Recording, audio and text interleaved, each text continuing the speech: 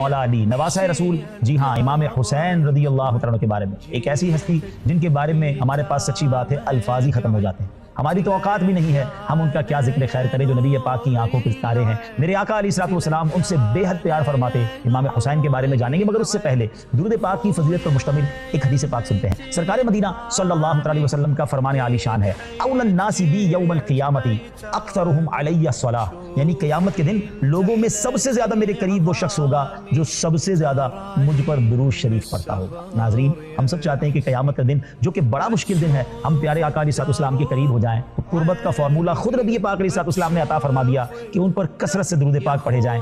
آئیے دنیا بھر میں جہاں کہیں ہیں مل کر درود پاک پڑھ لیں۔ صلو علی الحبیب صلی اللہ تعالی علی محمد صلی اللہ علیہ وسلم۔ آج بات ہوگی راکب دوش مصطفیٰ، شہزادہ علی المرتضیٰ سیدہ فاطمہ الزہرا کے مہکتے پھول، جنتی نوجوانوں کے سردار، میدان کربلا کے شاہ سوار، سلطان کربلا، امام عالی مقام، امام عرش مقام، امام حسین رضی اللہ عنہ کی آپ وہ پاک ہستی ہیں جنہوں نے میدان کربلا میں دین اسلام کی بقا کے لیے اپنا گھر بار، مال و دولت، اولاد سب قربان کر دیے۔ آپ کی شان کے تو کیا کہنے، جن کی رونے کی آواز دو عالم کے تاجدار صلی اللہ علیہ وسلم کو پریشان کر دے، جن کو ایک بار نہیں کئی بار نبی پاک علیہ السلام کی مبارک زبان سے تبرک حاصل ہوا ہو۔ اللہ اکبر، اس ہستی کی آج بات ہونی ہے۔ سبحان اللہ، عالم کی زندگی کی چند گوشوں پر ہی بات ہو پائے گی، ورنہ آپ تو وہ ہستی ہیں کہ کئی دن تک گفتگو کرتے رہیں۔ امام حسین رضی اللہ عنہ کے فضائل کیسے بیان ہو سکتے ہیں؟ آپ 5 شعبان المعظم 4 سنہ ہجری کو مدینہ منورہ میں پیدا ہوئے، لیکن یاد رہے کہ آپ کی جو مدت حمل ہے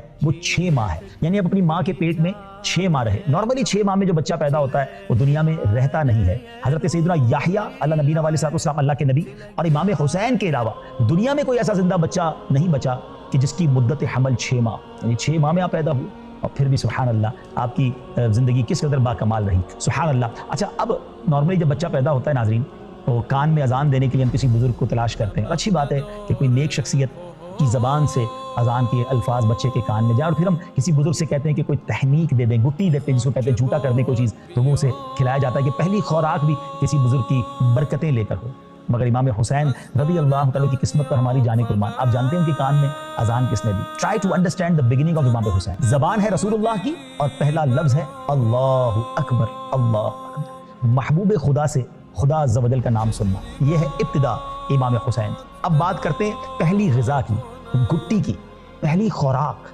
امام حسین رضی اللہ عنہ کی جو ہے وہ نبی پاک کا لعاب دہن ہے، میرے آقا کا مبارک تھو اللہ اکبر، جس کی آواز کی ابتدا یہ ہو اور جس کی خوراک کی ابتدا یہ ہو، اس ہستی کے کمال کون بیان کر سکتا ہے؟ سبحان اللہ۔ اب کیا ہوا، 7ویں دن آپ کا نام حسین رکھا گیا، ایک بکری سے عقیقہ کیا گیا، اور آپ کی امی جان خاتون جنت بی بی فاطمہ رضی اللہ تعالیٰ عنہ سے نبی پاک نے فرمایا حسن کی طرح ان کا سر منڈوا کر بالوں کے برابر چاندی خیرات کرو۔ مرحبا، سرور عالم کے پسر آئے ہیں، سیدہ فاطمہ کے لختے جگر آئے ہیں، واہ قسمت کے چراغے حرمین آئے ہیں، اے مسلمانوں مبارک کہ حسین آئے ہیں۔ سبحان اللہ۔ آپ کا مبارک نام حسین، آپ کی کنیت ابو عبداللہ، آپ کے القاب سبت رسول اللہ اور ریحانۃ الرسول، یعنی نبی پاک کے پھول ہیں۔ آئے ہیں، جبھی تو اعلیٰ حضرت کہتے ہیں نا، کیا بات رضا اس چمنستان کرم کی، کیا بات رضا اس چمنستان کرم کی، زہرا ہے کلی جس میں حسین اور حسن پھول۔ سبحان اللہ۔ آپ کی شان اور آپ کے فضائل تو اس قدر اعلیٰ ہیں کہ خود نبی پاک علیہ السلام کی احادیث آپ کے مرتبے کو ہمارے سامنے واضح کرتی ہیں۔ پیارے آقا فرماتے ہیں حسین منی و انا من حسین، حسین مجھ سے ہیں اور میں حسین سے ہوں۔ احب اللہ من احب حسینہ، اللہ پاک اس سے محبت فرماتا ہے جو حسین سے محبت کرے۔ والحسین سبت من الاسباط، حسین اسباط میں سے ایک سبت ہے۔ حضرت مفتی احمد یار خان نعیمی رحمۃ اللہ تعالی اس حدیث کے تحت فرماتے ہیں میں اور حسین گویا ایک ہی ہیں، ہم دونوں سے محبت ہر مسلمان کو چاہیے، مجھ سے محبت حسین سے محبت ہے اور حسین سے محبت مجھ سے محبت ہے۔ سبت درخت کی جڑ کو کہتے ہیں جس کی بہت ساری شاخیں ہوتی ہیں، تو نبی پاک گویا یہ اشارہ فرما رہے ہیں کہ حسین سے میری نسل چلے گی اور ان کی اولاد مشرق و مغرب میں پھیل جائے گی۔ ناظرین، آج ہم دیکھ رہے ہیں نا کہ دنیا کے کونے کونے میں حسینی سید پائے جاتے ہیں۔ یہ نبی پاک نے جو بشارت عطا فرمائی تھی کہ امام حسین سبت ہیں جن کی بہت ساری شاخیں مشرق و مغرب میں ہوں گی۔ ایک اور حدیث میں نبی پاک فرماتے ہیں عن ابن عباس من احبہما فقد احبنی، جس نے ان دونوں یعنی امام حسن اور امام حسین رضی اللہ تعالیٰ عنہما سے محبت کی اس نے مجھ سے محبت کی۔ من ابغضہما فقد ابغضنی، اور جس نے ان سے عداوت کی اس نے مجھ سے عداوت کی۔ اللہ اکبر، اس قدر بڑا مرتبہ ہے۔ اور نبی پاک کا ایسا پیار، پیارے آقا علیہ الصلوۃ والسلام کی آپ نے حدیثیں سنی. اب آپ کی عبادت اور ریاضت کا کیا عالم تھا. نارملی جب بندہ بڑے خاندان سے ہو، پہلے ہی جنتی نوجوانوں کا سردار کہہ دیا گیا ہو، تو اب سوچنے والا تو کوئی سوچ سکتا ہے کہ اب اتنی زیادہ عبادت اور ریاضت کی کیا حاجت ہے. مگر اللہ والوں کے انداز نرالے ہوتے ہیں کہ مرتبہ بڑا ہے، گناہ نہیں ہے مگر عبادتیں پھر بھی جاری ہیں. اور ایک ہم ہیں کہ گناہوں کا انبار سر پر ہے، معلوم نہیں کہ آخرت میں کیا ہوگا، مگر پھر بھی عبادتوں سے دل چراتے ہیں. اے امام حسین کے چاہنے والوں، اے سلسلہ قادریہ سے محبت کرنے والوں، سنیے.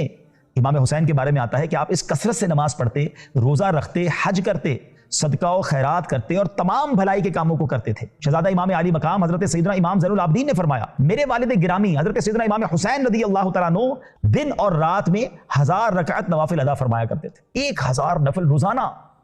یہاں تو فرض نماز لوگ نہیں پڑھتے. اچھا جو فرض پڑھتے وہ نوافل نہیں پڑھتے، سنتیں نہیں پڑھتے. ایسا نہ کیجیے.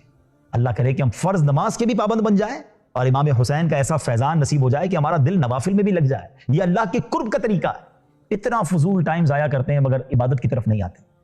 آگے سنیے. عظیم تابعی بزرگ حضرت سیدنا امام شعبی رحمۃ اللہ تعالی فرماتے ہیں، میں نے دیکھا کہ امام حسین رضی اللہ تعالیٰ عنہ رمضان المبارک میں مکمل قرآن کریم ختم فرمایا کرتے تھے. آپ کو حج کا بہت شوق تھا، چنانچہ مروی ہے کہ آپ رضی اللہ تعالیٰ عنہ نے 25 حج پیدل فرمائے. سوچیے ناظرین، اب یہاں بہت سارے لوگ وہ ہیں کہ جن پر حج فرض ہو چکا ہے مگر حج نہیں کرتے. مال بھی ہے، استطاعت بھی ہے، دنیا گھومتے ہیں، حج کے لیے ٹائم نہیں نکالتے. تو بعض اوقات پوچھو تو کہتے ہیں ذرا بچی کی شادی کر لوں، پہلے ذرا فلاں کام سیٹ کر لوں، پہلے یہ مسئلہ حل ہو جائے پھر چلا جاؤں گا. ارے اللہ کے بندے، سارے مسئلے وہیں سے تو حل ہوتے ہیں. ہاں حج پر جائیے اگر حج فرض ہو گیا، تاخیر نہ کیجیے، یہ اسلام کا بنیادی رکن ہے. اور آپ کے حسن اخلاق کی بات کریں، ایک مرتبہ عصام بن مستلق نامی شخص جو کہ مولا علی سے بغض رکھتا تھا، امام حسین کے سامنے آ گیا اور ان کے والد صاحب کو برا بھلا کہنے لگا. اب ذرا آپ سوچیں کہ کسی کے بیٹے کے سامنے کوئی کسی کے والد کو برا بھلا کہے گا، وہ بھی مولا علی کی شان میں. مگر یہاں تو اخلاق کریمہ کیسے تھے کہ آپ نے جوابی کارروائی کرنے کی بجائے، اس پر غصہ کرنے کی بجائے آپ نے قرآن پاک کی آیتیں پڑھنا شروع کر دی. خذ العفو وأمر بالعرف وأعرض عن الجاهلين وإما ينزغنك من الشيطان نزغ فاستعذ بالله إنه سميع عليم. إن الذين اتقوا إذا مسهم طائف من الشيطان تذكروا فإذا هم مبصرون. اے حبیب معاف کرنا اختیار کرو اور بھلائی کا حکم دو اور جاہلوں سے منہ پھیر لو. اور اے سننے والے، اگر شیطان کی طرف سے کوئی وسوسہ تجھے ابھارے تو فوراً اللہ کی پناہ مانگ، بے شک وہی سننے والا جاننے والا ہے. بے شک پرہیزگاروں کو جب شیطان کی طرف سے کوئی خیال آتا ہے تو وہ حکم خدا یاد کرتے ہیں، پھر اسی وقت ان کی آنکھیں کھل جاتی ہیں. اب جب یہ آیت نے تلاوت کی نا، پھر فرمایا اپنے اوپر بوجھ ہلکا رکھ، میں اللہ سے تیرے لیے اور اپنے لیے مغفرت کا سوال کرتا ہوں. اس کے علاوہ آپ رضی اللہ تعالیٰ عنہ اس کے ساتھ اس قدر عفو و درگزر، نرمی اور خوش اخلاقی کا مظاہرہ کیا کہ اس کی جو دشمنی تھی نا وہ محبت میں بدل گئی. اور پتہ کیا کہتا ہے، وہ کہنے پہ مجبور ہو گیا، وما علی وجہ الارض احب الی منہ ومن ابیہ. روئے زمین پر حضرت امام حسین اور ان کے والد صاحب مولا علی کرم اللہ تعالیٰ وجہ الکریم سے زیادہ میرے نزدیک اب کوئی محبوب نہیں. اخلاق نے، نرمی نے دشمن کو دوست بنا دیا. یہ سیکھنا ہے ہمیں ان کی سیرت سے. ہم تو جناب ٹٹ فور ٹیٹ، جیسے کو تیسا، اینٹ کا جواب پتھر سے، میں بتاتا ہوں میں کون ہوں. نہیں، اگر واقعی اہل بیت کے غلام ہیں نا، پنجتن کے غلام بھی تو ہم کہلاتے ہیں نا، میں تو پنجتن کا غلام ہوں، بڑی اچھی بات ہے. مگر کیا پنجتن کا غلام ہر وقت لڑائی کے لیے تیار رہتا ہے؟ ہر وقت غصے میں رہتا ہے، بدلہ لینے کی سوچتا ہے؟ آپ کے والد صاحب کو برا کہا، آپ نے تلاوت قرآن کی، نرمی سے پیش آئے، دوست بنا لیا. یہ طریقہ ہے اللہ والوں کا. اللہ کرے کہ ہم یہ بات سمجھ جائیں اور ہم بھی نرمی سے، درگزر سے، محبت سے کام لیں. سبحان اللہ. امام حسین رضی اللہ تعالیٰ عنہ کا صدقہ و خیرات پتہ ہے کیسا تھا؟ آئے ہائے، یہ گھرانہ میرے حضور کا ہے نا، ان کا تو سارا گھرانہ ہی سخی ہے.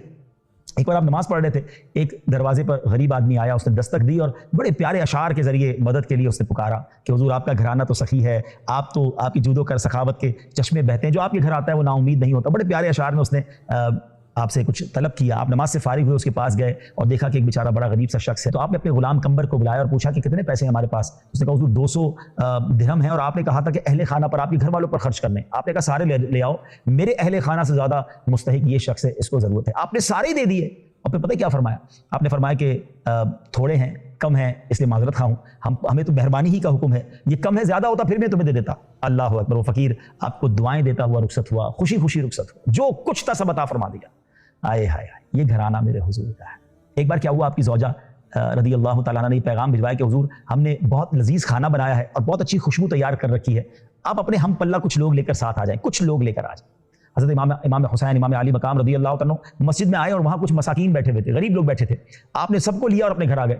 پڑوس کی خواتین آپ کی زوجہ کے پاس آئیں کہ تمہارے گھر تو غریب مسکین لوگ جمع ہو گئے. امام حسین سے آ کر حالانکہ انہوں نے کہا تھا کہ کھانا بڑا بہترین ہے, مینیو زبردست ہے, اچھی سی خوشبو ہے, ذرا بڑے لوگوں کو, شخصیات جس کو ہم آج کے دور میں کہتے ہیں کہ آپ کے ہم پلہ لوگ لائیں.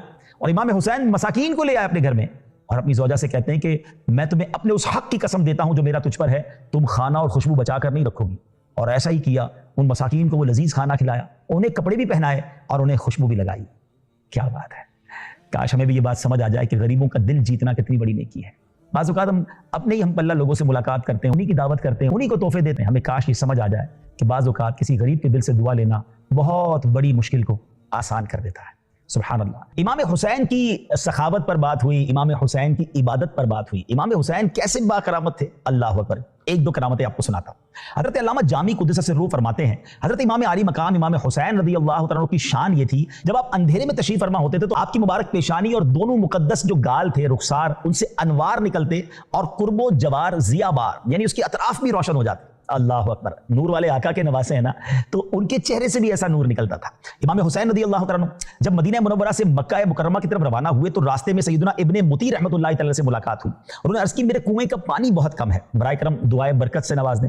آپ رضی اللہ تعالیٰ نے اس کنویں کا پانی طلب فرمایا. جب پانی کا ڈول حاضر کیا گیا تو آپ رضی اللہ تعالیٰ نے منہ لگا کر اس میں سے پانی نوش فرمایا اور کلی کی, اور پھر ڈول کو واپس کنویں میں ڈال دیا.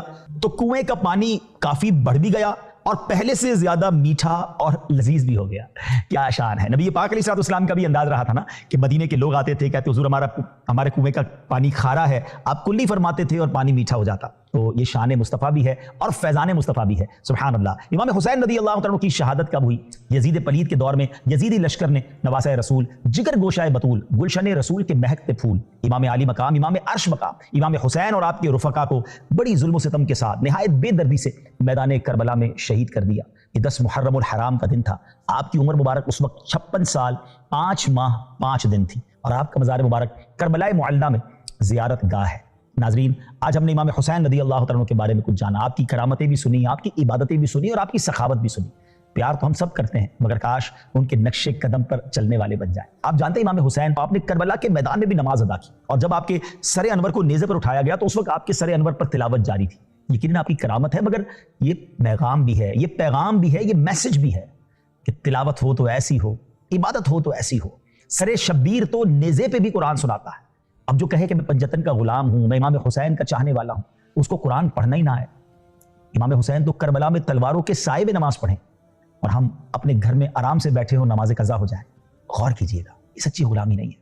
آج ان کا ذکر سنا ہے نا, نیت کیجئے, قرآن کی تلاوت کریں گے اور نماز کی پابندی کریں گے. اللہ مجھے بھی اور آپ کو بھی سچا پنجتن پاک کا غلام بنا دے. آمین. صلو علی الحبیب صلی اللہ تعالی علی محمد صلی اللہ علیہ وسلم.